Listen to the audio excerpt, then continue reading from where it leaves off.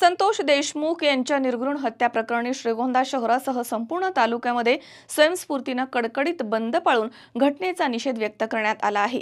यावेळी शहरामधील शनी चौक इथे सर्वपक्षीय नेते, कार्यकर्ते आणि नागरिकांनी एकत्र येऊन घटनेसंदर्भात आपल्या भावना व्यक्त केल्यात। ताज्या घडामोडी पाहण्यासाठी सी24 तास चॅनलला लाईक करा, सबस्क्राइब करा, शेअर करा आणि बेल आयकॉनवरती क्लिक करायला विसरू नका। उन्हाळा आलाय, गरमी जाणवायला लागली आहे, पण चिंता नको। इलेक्ट्रॉनिक वस्तूंच्या खरेदीसाठी एकच विश्वसनीय नाव, साईराम इलेक्ट्रॉनिक्स अँड बॅटरीज। आम्ही घेऊन आलोय कडक उन्हाळ्यातील थंडा कूल इलेक्ट्रॉनिक वस्तूंची नवीन रेंज, जी तुम्हाला आणि तुमच्या घराला ठेवेल कडक उन्हाळ्यातही एकदम थंडा कूल। नामांकित कंपन्यांचे डीप फ्रीज, तसेच फ्रीज, एसी, कूलर, फॅन्स सोबतच नवनवीन इलेक्ट्रॉनिक वस्तूंची अनोखी रेंज आणि नामांकित कंपन्यांचे इन्व्हर्टर आणि batteries. Sairam electronics and batteries, खरेदी विक्री संघ, व्यापारी संकुल, नगर मनमाड रोड, राहुरी।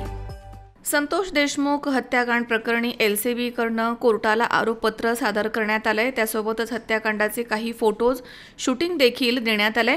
आरोपपत्राची प्रत सोशल मीडियावरती व्हायरल झाली आहे आणि माणुसकीला लाजवेल अशी क्रूर हत्या केल्याचं समोर आलं। फोटोज, शूटिंग पाहून संपूर्ण महाराष्ट्र हळहळलाय आणि हत्येसंदर्भामधील आरोपींना फाशीची शिक्षा देण्यात यावी या मागणीसाठी गाव, शहर बंद करून निषेध नोंदवला जातोय।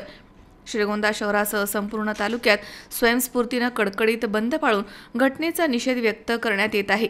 यावेळी शहरामधील शनी चौक इथे सर्वपक्षीय नेते, कार्यकर्ते आणि नागरिकांनी एकत्र येऊन घटनेसंदर्भात आपल्या तीव्र भावना व्यक्त केल्या। मुख्य आरोपी असणाऱ्या वाल्मिक कराड याचा प्रतिकात्मक पुतळ्याला यावेळी फाशी देऊन आपल्या तीव्र भावना व्यक्त करण्यात आल्यात।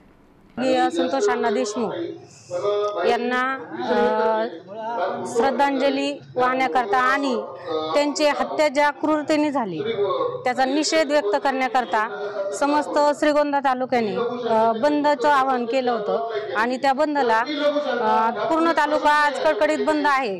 लोकांनी चांगल्या पद्धतीने त्याला प्रतिसाद दिलेला आहे। तर खरं तर ही कुठेतरी जनमानसातली आतला एक आक्रोश आहे। विषय प्रत्येक वेळेस राजकारणी अशा खंडणीखोरांना अभय देत आले, त्यामुळेच ह्या इथपर्यंत ही प्रवृत्ती जाते। एवढं मानवतेला कुठेतरी हा कलंक आहे। ही जी हत्या आहे याचं गांभीर्य सरकारने वेळेस लक्षात घेऊन चार्जशीट झाल्यानंतर जो काही राजकीय वर्तुळात नाट्य चाललं आहे त्यांचं, त्यावर कुठेतरी त्यांनी विचार करण्याची गरज आहे की त्यांना असं वाटतंय समाज आज दूधखोळा राहिला आहे। तसं काही होत नाही। तुमच्या ज्या घडामोडी चालू आहेत त्या सर्वसामान्यांपर्यंत पोहोचत आहेत। तरी अजूनही यामध्ये जे सह आरोपी आहेत त्यांना तुम्ही जे याच्यात दोषी आहेत त्यांना सह आरोपी करून सर्वच आरोपींना फाशीची शिक्षा द्यावी।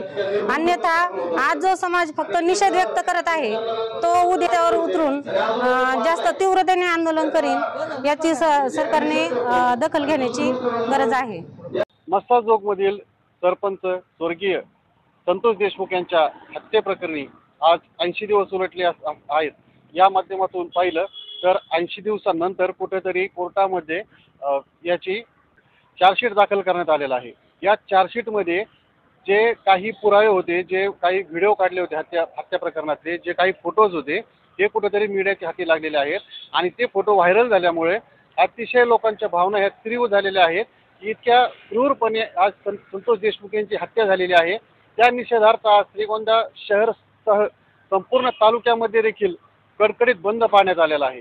यावेळी सर्व नागरिकांच्या तोंडून एकच मागणी येत आहे की जी हत्या झाली आहे, ज्या हत्येमधले आरोपी आहेत यांना कठोरात कठोर शिक्षा व्हावी व यांना फाशी होण्यासाठी कडकडीत बंद पाळणार असल्याचं आज सर्व नागरिक सांगत आहेत।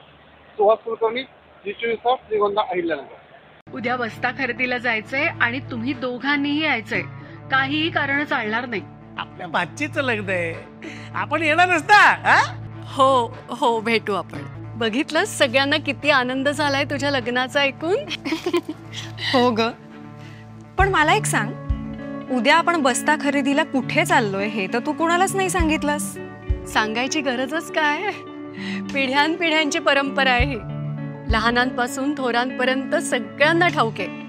बस्ता खरेदी म्हणजे कोहिनूर.